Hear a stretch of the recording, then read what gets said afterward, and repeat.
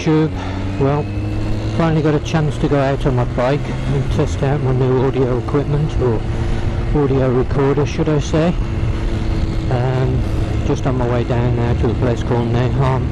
Going to do a little bit of filming of the bike. I want to do a little bit of a piece on the Kawasaki if I can.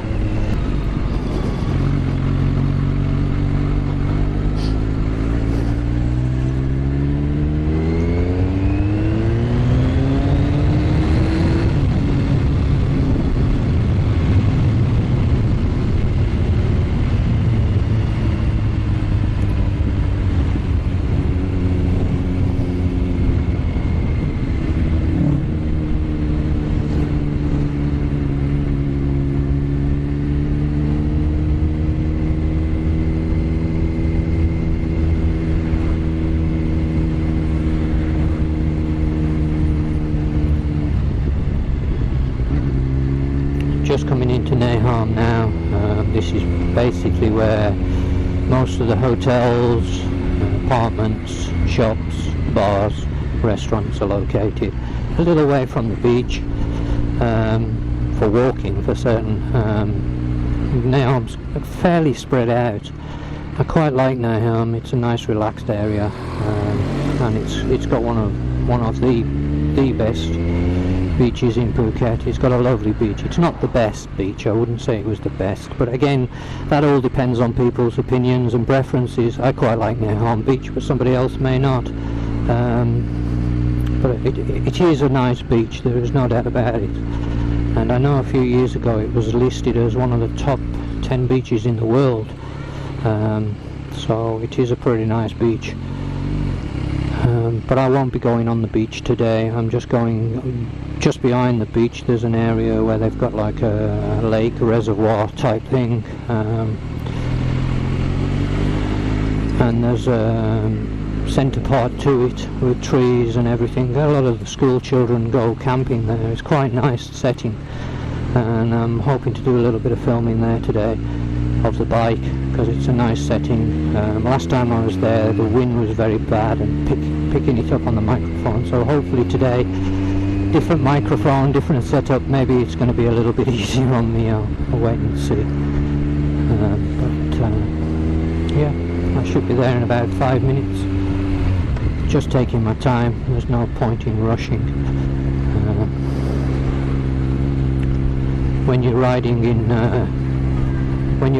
Phuket, always expect the unexpected. That's my best advice to anybody riding a motorbike, scooter, or even driving a car. Be very cautious, because now Phuket is very built up. There's a lot of traffic on the road, and unfortunately there's also a lot of accidents, mainly because people are not paying attention to what they're doing when they're riding around, or just lack of road experience, or training, whichever way you want to look at it. Some of the Thai driving standard, in my opinion, that's my opinion, is very low. It's very poor. But as I say, I'm going to go do a more in-depth video, try and give you some insights, people out there that are interested in the pros and cons of driving over here. You certainly can see some stunning sights. Get out and about. You're not restricted to where you want. You can go. You know, obviously, if you hire a vehicle.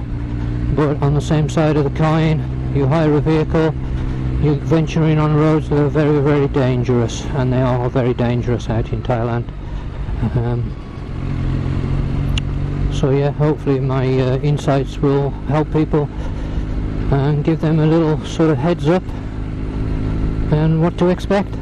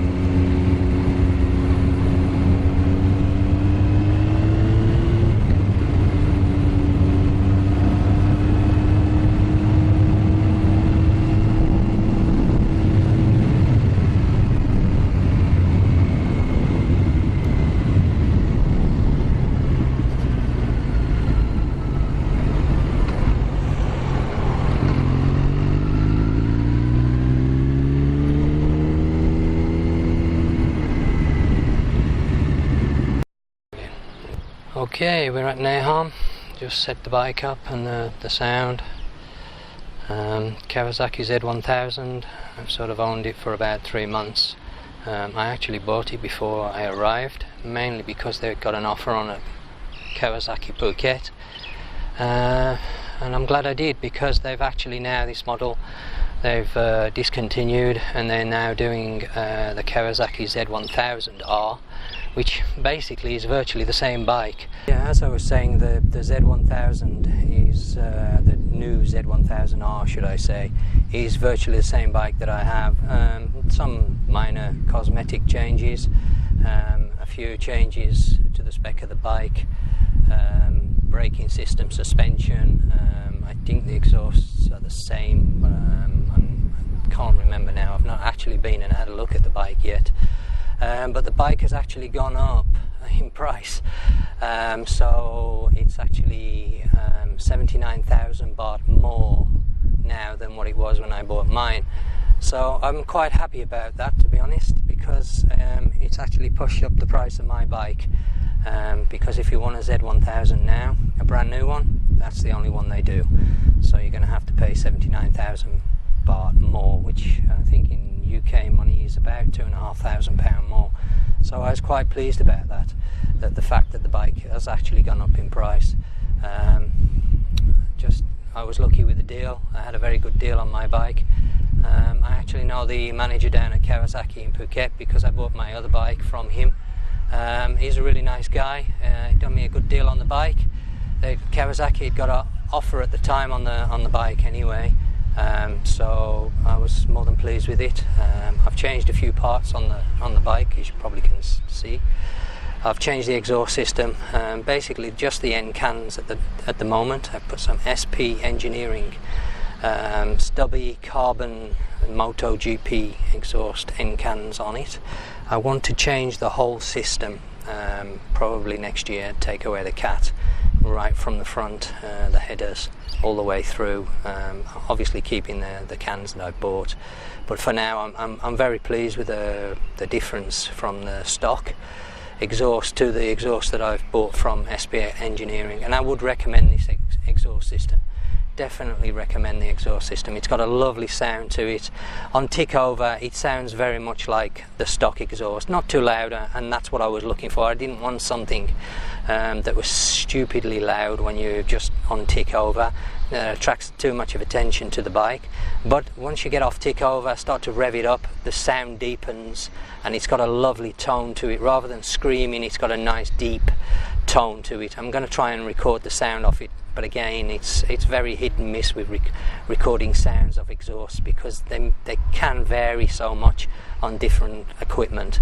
So I will do my best, but I can hear it's already windy here, so the wind's going to play a factor on it as well. But I will do my best to try and pick up the exhaust note.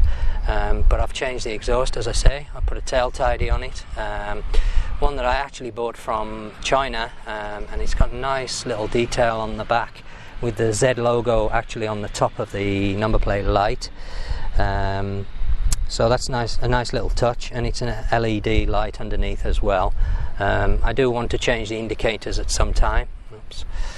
Try and change those indicators at some time. Put some nice LED ones on it if I can. Basically the bike's still in pre-registration, and that's why it's the red number plate on it. Basically you have, when you buy a bike out here, you have to wait for the registration to come through of the bike, so they give you one that's like a temporary registration until you get the white number plate, which should be through any time now basically. I just haven't had the time to go down to Kawasaki.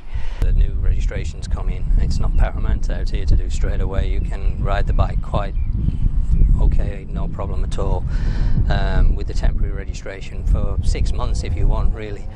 I've also changed the front number, should I say the front radiator grille. I've put a monster grille on it, which I think looks quite nice, and obviously protects the radiator. I've also put some decals on the wheels, which I ordered from Moto Inks in America. The radiator guard I bought out here in Thailand, but the graphics for the wheels I ordered online and then brought over with me to be fitted onto the bike, which I've done, and I'm quite pleased with the way the bike looks. I've also now managed to finally fit the K&N filter to go with the exhaust, and it's made a big difference. I did initially notice that when I fitted the exhaust to start with, there was a very slight miss on tick over. When you went to rev it up, there was a very slight hesitation rather than a miss in the throttle response, and it was very minor, but it was something that I had noticed from the stock exhaust, changing it and putting the end cans on. But since I've put the K&N filter in, that's gone, completely gone, and the sound of it now is really nice. It's got a lovely tone to the exhaust, and the induction roar, oh, it sounds beautiful when it's running, really does. I'd love to catch the sound of the bike, the true sound of the bike, but again, it's a very hit and miss with the audio, so I'm hoping to do that at some stage once I get the audio set up. I'm currently looking for some new mirrors for the bike. Not that I dislike the standard mirrors, they're actually not too bad. You can actually see with them. I did order some mirrors, which I ordered from Germany, and they're very small. They're actually a little bit smaller than I realized. They look really nice, but they're not practical out here, because you really need to be able to see what's coming up behind you out in Thailand. The driving out here, you're really relying on your mirrors. Yeah, you can turn your head, but it's an advantage if you can actually see out your mirrors. And the ones, unfortunately, that I've bought for the bike, they wouldn't serve that purpose. They're more for a show. So yeah, I'm currently looking for some new mirrors for the bike. I'm not really sure on the style. I don't want the ones that fit on the end of the handlebars. They were on my last one, and they were okay, but in hindsight, I don't want to put them on this one. So yeah, a few things that I want to change next year. As I say, I'm going to put the complete exhaust system on and get rid of the cat. I also want to put a power commander on it. I'm going to have it remapped. Probably have to take it up to Bangkok or Hajai to have that done, because there's no rolling road out in Phuket, unfortunately. So yeah, those are the few things that I want to do. Probably put a gear indicator on it at some point, because again, it's an advantage to. I know some people say, oh, you don't need them, this, that and the other, but it depends on where you're riding and how you're riding, and it can be an advantage over here to know what gear you're in. This bike doesn't struggle so much if you're in the wrong gear, because it's got a very torquey engine. If you're going very slowly and you happen to be in 5th gear, you can still accelerate. It will pull, obviously, because it's 1000cc. It's got the torque. This bike's just a torque monster, to be honest. Some people don't rate the Kawasaki Z1000, but I have to say that the power of this machine is, well, I'm very surprised at the power. It's more than enough for me, that's for sure, and it's more than enough for the roads over here. So yeah, this Kawasaki Z1000, it's just a torque monster. I mean, I cannot believe the acceleration that it produces in 5th or 6th gear. You don't really need to change down gears to accelerate away or to go around something. The torque comes in at something like about just over 2000 RPM, which is unbelievable. And when I say it comes in, it really comes in. And you really, I mean, a couple of times I've gone to accelerate in 2nd gear, and the back wheel, it just lights the back wheel up. The slightest turn on the throttle and the back wheel's lit up, which, you know, it's as I say, there's more than enough power. Why did I go for the Super Naked rather than a Super Sports? I just feel that they're more suitable for the roads that I'm riding on. I love the Super Sports bikes. I've rode many different ones over the years, and I seriously considered buying a Super Sports over here. I couldn't get the one that I was after, to be honest, because there's some problems with importing certain models and bikes in Thailand. They don't always import the full range, so you're a bit restricted on some of the models that you can buy out here. and after a lot of consideration I tried the super nakeds, and I actually preferred them, not because of the top end speed. I'm not really a top end merchant sort of high speed, because you just simply can't do it over here. You just simply can't do those sort of speeds. Well, people do, but they have accidents, and 9 times out of 10 they have a really bad day. It's just too dangerous. The roads are just too dangerous. Anything over 150 mile an hour, and you're really pushing it out here, because there's so many things that can go wrong and so many things that can catch you out. As I say, I'm going to do a video in depth on the driving here, but I certainly don't recommend the sort of high-speed motorbikes out here, because you're putting your life on the line every time you open that throttle. The bike that I currently have now is more than enough. I mean, she'll do 150, 160 mile an hour in standard form. I can have it taken up a little bit more if I want, have a remap and dynoed. I think we can get about 160 brake horsepower, and if that's not enough for you, well, it's okay if you've got the roads and you can use it, but out here we don't have.